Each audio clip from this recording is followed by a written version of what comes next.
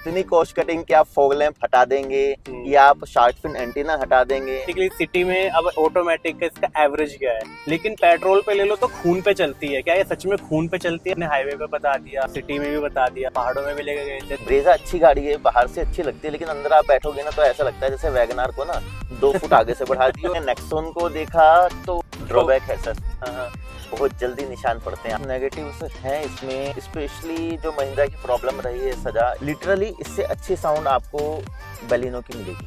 To the mark नहीं है अगर आप नेक्सन से कंपेयर करोगे या बेलिनो से कंपेयर करोगे। अगर आप एक मिड साइड एसयूवी देख रहे हो, जैसे सोनेट हो गई, नेक्सॉन हो गई या फिर ब्रेजा हो गई, तो ये वीडियो आप ही के लिए, क्योंकि इस वीडियो के अंदर लेकर हम आज आ गए हैं महिंद्रा CX-100। भैया ये गाड़ी जब से लॉन्च हुई है ना, इस गाड़ी ने मार्केट में तहलका मचा दिया। लॉन्च होती भैया 50,000 बुकिंग हो गई थी इस गाड़ी की, और आज ये वाली जो खड़ी है साथ पेट्रोल खड़ी है, पेट्रोल में भी ऑटोमेटिक खड़ी है। बहुत से लोगों का कहना है कि ये गाड़ी खून पर चलती है। भाई आज हमारे साथ सर खड़े हुए हैं, अश्विनी जी, तो वेलकम अश्विनी जी।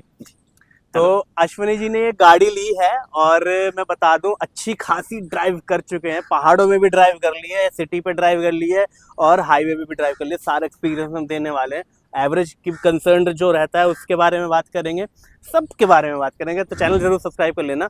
तो अश्विनी जी, सबसे पहला सवाल पूछना चाहूंगा जी कि आपने 3XO ली जी, यही क्यों ली? सर एक्चुअली मैंने सेगमेंट की जितनी भी कारें हैं इसके इक्विवेलेंट, जैसे नेक्सॉन हो गई, सोनेट हो गई, ब्रेजा हो गई और वेन्यू हो गई, आई थिंक इससे सुंदर इंटीरियर और इससे ज्यादा इंटीरियर का स्पेस मुझे किसी में नहीं लगा। अच्छा, मेरा मोटिव यही था कि अच्छा इंटीरियर हो और जो कैबिन स्पेस है वो अच्छा हो, तो अच्छा। इससे ज्यादा कैबिन स्पेस मुझे नहीं लगता किसी में है। अपने सेगमेंट में ये नो डाउट ये सबसे ज्यादा आपको स्पेस प्रोवाइड करती है। तो आपने कब ली गाड़ी? सर ये मैंने ली थी 16 जून को, सॉरी। कितने की पड़ी आपको ये गाड़ी सर? सर ये मेरे को टोटल पड़ी है 15,40,000 की। वेरिएंट कौन सा है? सर ये है AX5L ऑटोमेटिक। ऑटोमेटिक लेने का कोई पर्पस? हाँ जी सर, सबसे पहला पर्पस तो ये था कि मैनुअल अवेलेबल ही नहीं है, 2-3 महीने तक आगे ठीक है। फर्स्ट। दूसरा पर्पस ये था कि मेरे को इसमें एक एडेप्टिव क्रूज कंट्रोल और अडास चाहिए था, और अगर आप मैनुअल के साथ जाते हैं AX5L में तो एडेप्टिव क्रूज कंट्रोल अच्छे से काम नहीं करता, क्योंकि जब उसमें स्पीड कम होगी तो गियर में क्लच में प्रॉब्लम आएगी। वो आपसे नीचे करने के लिए कहेगा कि आप क्लच दबाइए और गियर छोटा करिए, बट इसमें प्रॉब्लम नहीं है, तो आप इसमें एडेप्टिव क्रूज कंट्रोल को अच्छे से एंजॉय कर सकते हैं। ठीक है जी। तो सर जैसे आपने ऑटोमेटिक ली जी, तो मतलब क्या, मतलब ये जानना चाहता हूँ कि आपकी रनिंग कितनी है, क्या करते हैं आप, पहले मुझे ये बताएं। सर मेरा स्कूल है, हाँ। प्ले स्कूल है मेरा वेस्ट ज्योति नगर में, दिल्ली में। ठीक है। और मेरी रनिंग बहुत ज़्यादा नहीं है, क्योंकि ठीक है। स्कूल से घर आना तो नॉर्मली हो जाता है, तो रनिंग मेरी ज़्यादा नहीं है। हाँ जी, ये मैंने बेसिकली ली है फैमिली के लिए, कहीं आउटिंग होती है वहाँ जाते हैं, या जो मतलब नॉर्मल यूसेज उसके लिए मैंने इसको लिया है। तो सर जिस इलाके में रहते हो भीड़ भाड़ वाला इलाका है आपका, हाँ जी है। तो वहाँ डर नहीं लगा कि मतलब ये खून पे ना चले कहीं?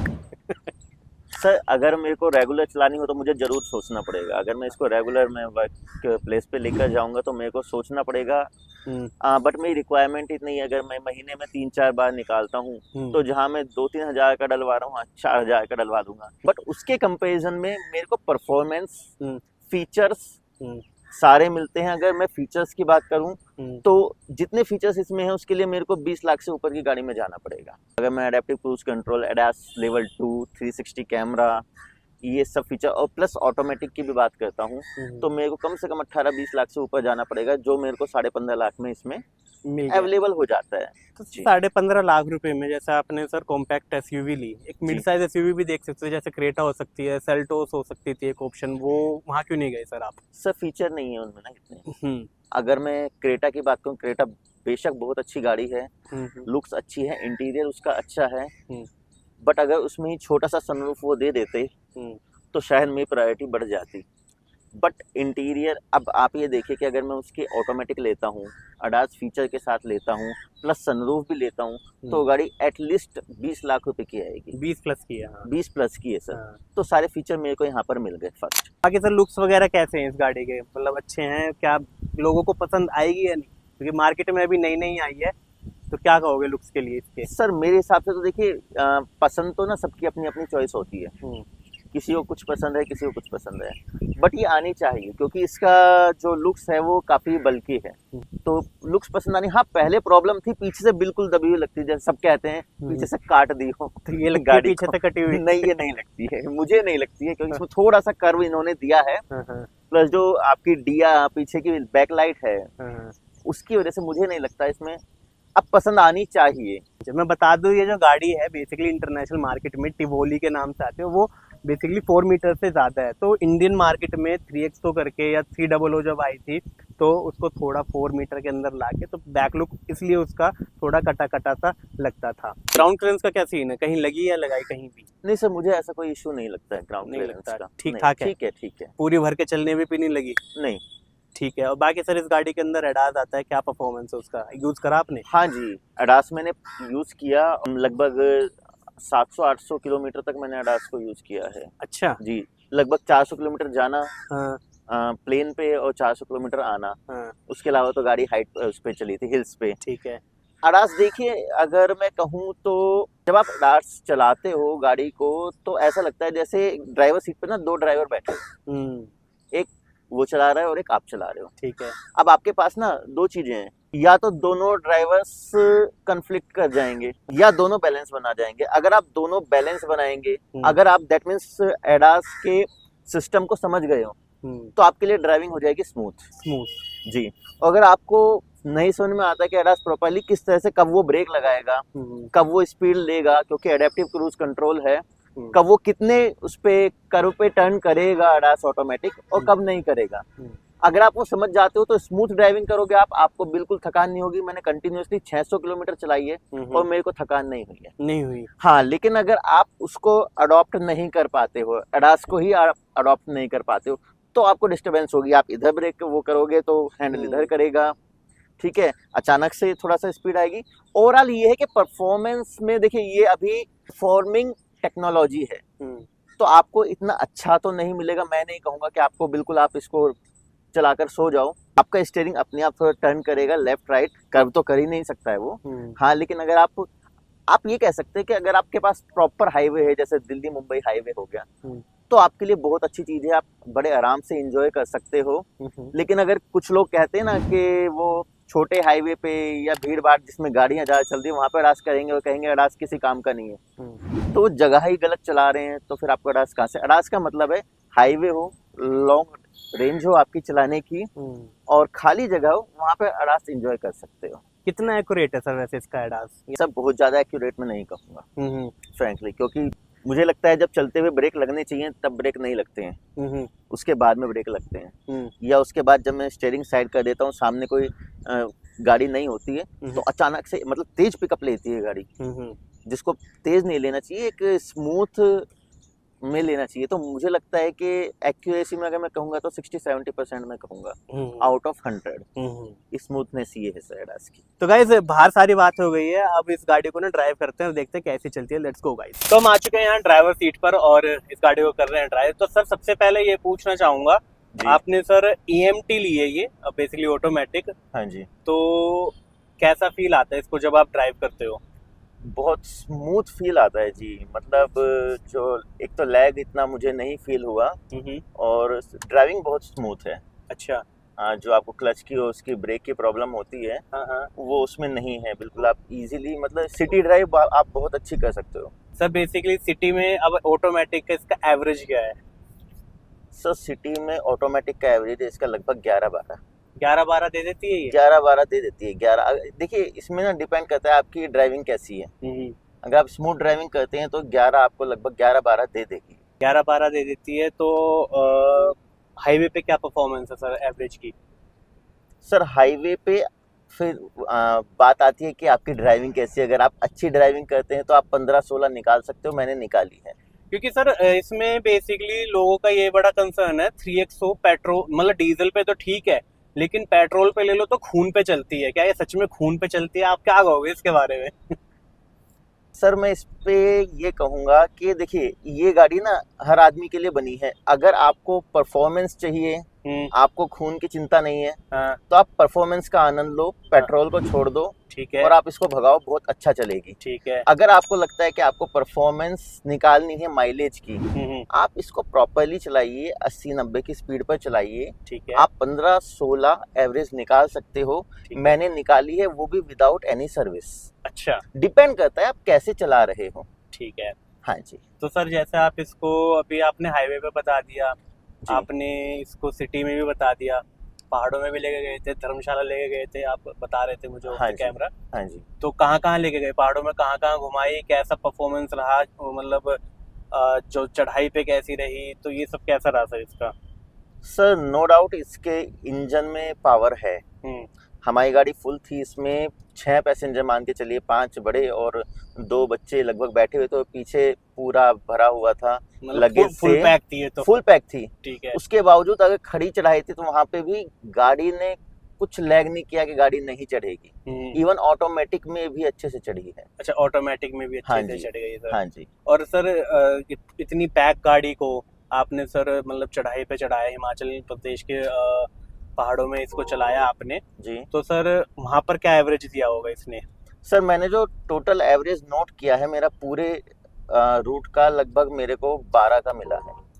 टोटल पूरे रूट का 12 का? हाँ जी, जिसमें से आप मान के चलिए कि 800 किलोमीटर मेरा 700 किलोमीटर के आसपास मेरा प्लेन पे चला है, हाँ, और लगभग 700 ही किलोमीटर मेरा हिल्स पे चला है। हिल्स पे चला है। तो अगर मैं पूरा एवरेज लेता हूँ, अगर हिल्स की बात करता हूँ, तो वहाँ पे इसने मेरे को दिखाया था लगभग 8-9-10 की एवरेज हिल्स पर। हिल्स पे दिखा रही थी इतना? हाँ जी, 8-9 की एवरेज हिल्स पे दिखाई थी। हाँ, और नीचे वो 13। अच्छा, मुझे इसका ना एक प्रॉब्लम लगती है, मेरे ख्याल से ये एवरेज का जो दिखाता है कितना आ रहा है, वो प्रॉपर नहीं दिखाता है। मुझे इसका मैक्सिमम इसने 14 दिखाया, लेकिन मुझे 15 से ज्यादा मिला एवरेज। अच्छा, 15 से?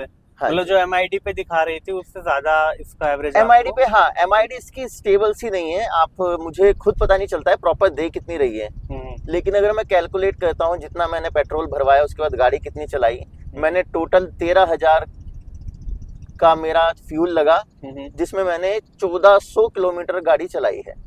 1400 साढ़े 1400। 13,000 में आपने 1400 साढ़े 1400, और उसमें भी 1000 रुपए का मेरा फ्यूल या 800-500 रुपए का फ्यूल बच गया आने। बच गया था। हाँ जी। तो वही मेरा एवरेज है, 12-साढ़े 12,000 में मेरा 1400 किलोमीटर चलता है, जिसके अकॉर्डिंग आप लगा सकते हो कि 10 या 11 से ज्यादा मेरे को एवरेज मिली है, विद AC, विद आपका हिल्स।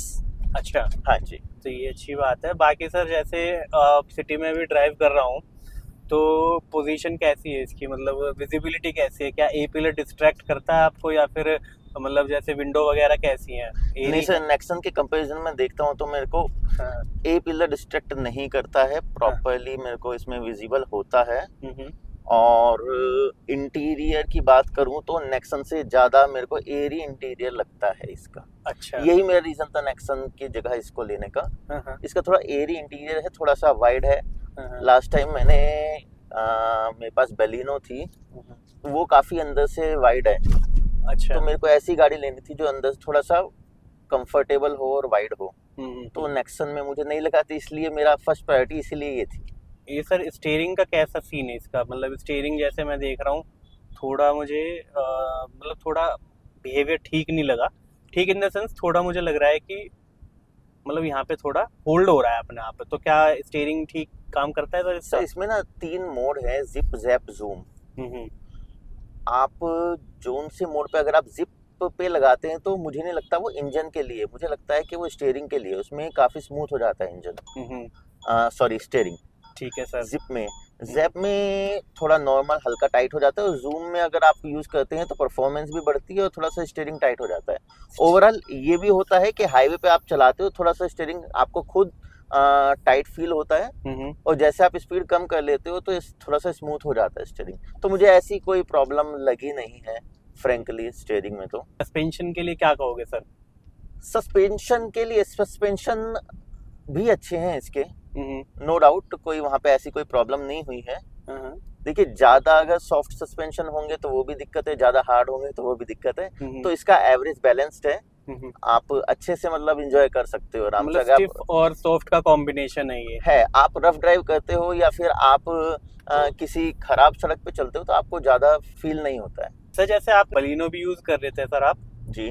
तो जब इस गाड़ी को आप कंसीडर कर रहे थे तो आपने कौन कौन सी गाड़ी कंसीडर की? ऑब्वियसली सर सीधा 3XO ही ले लिया और कोई भी गाड़ी आपने नहीं देखी सर, थी? मैंने लगभग 6 महीने स्टडी की है, ठीक है सर। जनवरी से लेकर अब तक। हाँ। और ये 4-5 गाड़ी है, नेक्सॉन है, हम्म 3XO है, हम्म, ब्रेजा है, आपकी सोनेट है और वेन्यू है। अच्छा।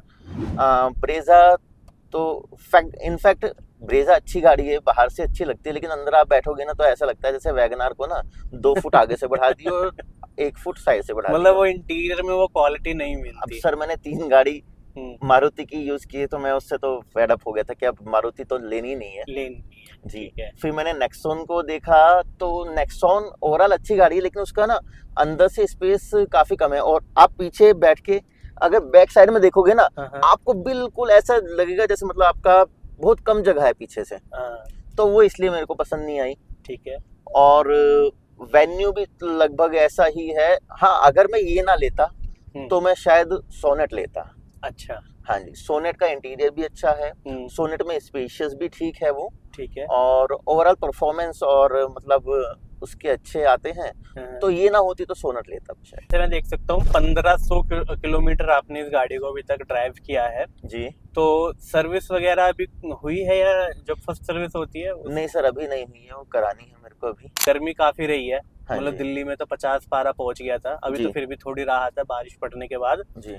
तो एसी की परफॉर्मेंस कैसी है सर इस गाड़ी की? नो डाउट काफी अच्छी है। काफी अच्छी है, हाँ क्योंकि एसी में सर इसका ना कंप्लेंट रही है 3XO के अंदर स्पेशली कि एसी में कहीं ना कहीं कंप्लेंट है, वो परफॉर्मेंस नहीं दे पाता है एसी जो इसके कंपटीशन दे पाते हैं। तो क्या कहोगे उसके लिए? नहीं सर, मुझे तो अब तक ऐसी कोई कमी नहीं लगी है, क्योंकि मैं जून में गया था, वही मैंने आपको बताया कि लगभग 6 लोग थे गाड़ी में, तो हमें एसी में कोई इशू नहीं लगा।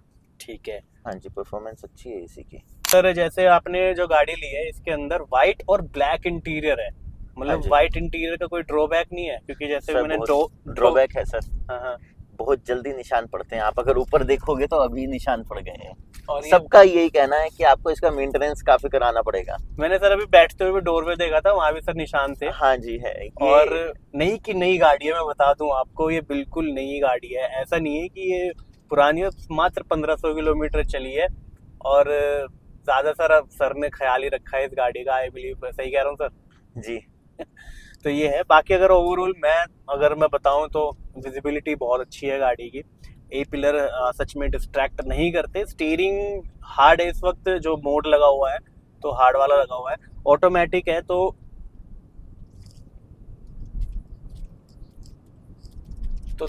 जो गियर शिफ्ट होता है उसका पता लगता है आपको कहीं ना कहीं। बाकी अगर मैं बात करता हूँ 3 सिलेंडर है सर, तो उसकी नॉइज वगैरह आती है अंदर यहाँ पे केबिन के अंदर? सर अगर स्पीड में होती है तो हल्की फुल्की नॉइस आती है, अगर आप नॉर्मल रन कर रहे हैं 60 70 80 में तो आपको ऐसा कोई नॉइस नहीं आती है। कंपेयर करते हो सर आप नेक्सॉन से या मारुति की गाड़ी से, तो कितना रिफाइंड है इंजन, कितना नहीं है सर? सर मुझे तो लगता है इंजन रिफाइंड है। ठीक है। इस गाड़ी की अगर प्रॉब्लम है थोड़ी बहुत तो वो माइलेज की है, अदरवाइज इंजन रिफाइंड है। माइलेज की बिल्कुल। देखिए, आप अगर आप ऑटोमेटिक लोगे तो ऐसा हो ही नहीं सकता आपका लैग ना हो। ठीक है, वो किसी ना किसी गाड़ी में जरूर होगा, थोड़ा कम होगा या ज्यादा होगा। इसमें भी फील होता है, कुछ जगह पर होता है।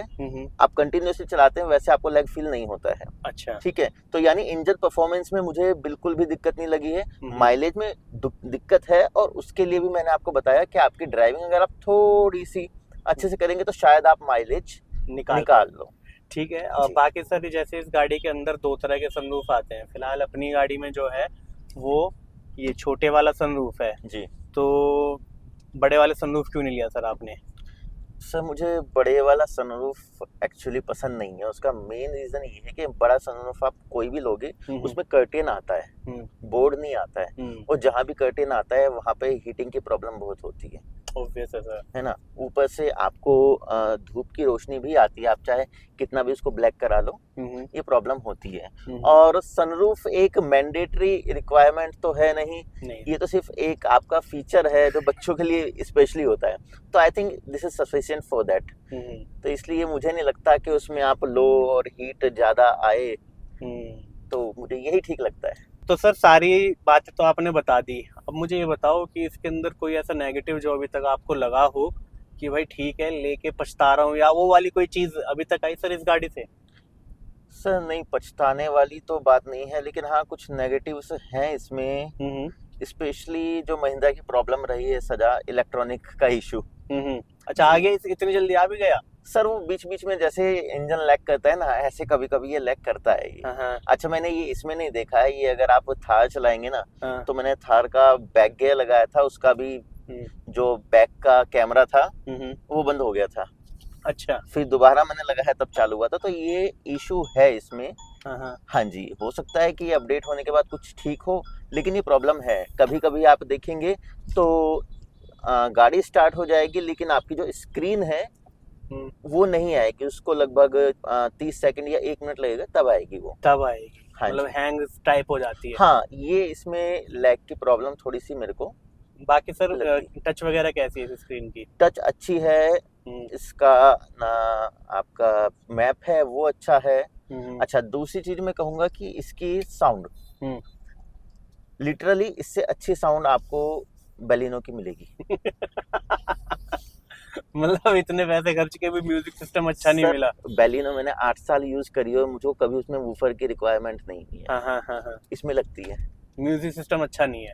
नहीं, आप ये नहीं कह सकते कि अच्छा नहीं है, लेकिन अप टू द मार्क नहीं है। अगर आप नेक्सन से कंपेयर करोगे या बेलिनो से कंपेयर करोगे, म्यूजिक सिस्टम है, अच्छा है, लेकिन जो बीट्स और जो मतलब बैलेंस होना चाहिए वो मुझे नहीं लगता। मतलब मुझे लगता है कि इसमें मेरे को ना कुछ इम्प्रूवमेंट कराना पड़ेगा, लाइक वूफर या कुछ ऐसा। जैसे आप पूरी गाड़ी भर के खूब घूम के आए हो जी, तो स्पेस वगैरह का कोई इशू रहा या नहीं? सर थोड़ा सा डिक्की में इशू रह सकता है, यहाँ पर नहीं। अब देखिए, या तो आप आगे जगह ले लीजिए या थोड़ा डिक्की में ले लीजिए। ठीक है, मेरी रिक्वायरमेंट आगे जगह की थी। ठीक है, छोटा सा परिवार है, 3 लोग हैं। ठीक है, इवन मदर फादर भी है, तो 5 लोग बहुत होते हैं, तो उसके लिए सफिशिएंट है डिक्की। ऐसा नहीं है कि आप ये कह सकते हैं कि आपको जगह कम मिलती है। ठीक है, तो मुझे डिक्की से इतना कंसर्न नहीं था। हाँ, मेरे को आगे से कंसर्न था। अभी मैं पीछे बैठा हूँ, आराम से मेरे पैर सीधे करके बैठा हुआ हूँ कंफर्टेबली। ठीक है, तो डिपेंड करता है आपकी रिक्वायरमेंट क्या है। मेरी रिक्वायरमेंट थी, मेरे को कैबिन स्पेस अच्छा चाहिए था, मैंने थोड़ा सा डिक्की से कॉम्प्रोमाइज किया। अगर किसी को चाहिए होता है कि उनको डिक्की स्पेस ज्यादा है, तो फिर वो किसी और गाड़ी में स्विच कर सकते हैं जहाँ पे थोड़ा कैबिन कम हो जाए। ठीक है, पर मेरे अकॉर्डिंग मेरे लिए सफिशिएंट डिक्की इवन है, थोड़ा कम, ये फैक्ट है, लेकिन मेरी रिक्वायरमेंट के अकॉर्डिंग सफिशिएंट है डिक्की। बाकी सर इस गाड़ी के अंदर ना ऑल 4 डिस्क ब्रेक आते हैं जी, तो ब्रेकिंग कैसी है सर इस गाड़ी की? सर ब्रेकिंग नो डाउट अच्छी है, ब्रेकिंग में कोई मुझे इशू नहीं लगा है। ब्रेकिंग नो डाउट अच्छी है, लेकिन मेरे को अभी थोड़ा सा, जब से बारिश हुई है उससे मुझे लगता है थोड़ा सा ब्रेक में आवाज है, शायद वो मेंटेनेंस का या सर्विस होगी, शायद ठीक हो जाए। अच्छा, आवाज भी आने लगी सर? अभी आवाज आने लगी है सर। मैं अगर ब्रेक यूज करता हूँ स्टार्टिंग में तो आवाज आती है। तो सर जैसे इस गाड़ी को आपने नाइट में भी ड्राइव कराया सर, आपने दिन में भी ड्राइव कराया, तो इसकी लाइट्स का परफॉर्मेंस कैसा है सर? सर लाइट्स का परफॉर्मेंस अच्छा है, काफी अच्छा व्यू है इसका, मुझे ऐसा कोई प्रॉब्लम इशू नहीं हुआ है। हाँ, लेकिन अगर आप सेकंड टॉप मॉडल लेते हैं और आपको उसमें फॉग लैंप नहीं मिलते हैं, तो थोड़ा सा लगता है कि अगर 2 फॉग लैंप हो जाते हैं तो शायद कंपनी को इतना फर्क ना पड़ता। वो बेसिकली कॉस्ट कटिंग भी तो करनी होती है सर। कॉस्ट कटिंग इतनी कॉस्ट कटिंग कि आप फॉग लैंप हटा देंगे या आप शार्क फिन एंटीना हटा देंगे। आई थिंक जो बंदा 15.5 लाख दे रहा है वो 15,60,000 भी दे देता। हाँ, ये बात सही है सर, मतलब ये छोटी छोटी चीजों में कॉस्ट कटिंग ना हो तो ज्यादा बेटर है। पार्शियल टे मैं समझता हूँ कि नहीं दिए, उसका रीजन ये रहा हो कंपनी के पास, क्योंकि उनको बूट स्पेस बड़ा दिखाना है। अगर पार्शियल टे लगा देते हो तो बूट स्पेस आपका और छोटा दिखाई देगा, छोटा दिखता है। तो वहां पे तो मैं नहीं कहता कि कॉस्ट कटिंग है, लेकिन हाँ ये 2 चीजें, अगर आप शार्क फिन एंटीना की बात करें या फॉग लैंप की बात करें, तो ये कॉस्ट कटिंग करी है कंपनी ने। ये था एक डिटेल्ड रिव्यू 3XO का। आई होप आप लोगों को पसंद आया होगा। ऐसी अमेजिंग वीडियोस हम लेकर आते रहते हैं, तो सब्सक्राइब नहीं किया चैनल जरूर सब्सक्राइब कर लेना। मिलते हैं नेक्स्ट वीडियो में, till then tata bye bye guys.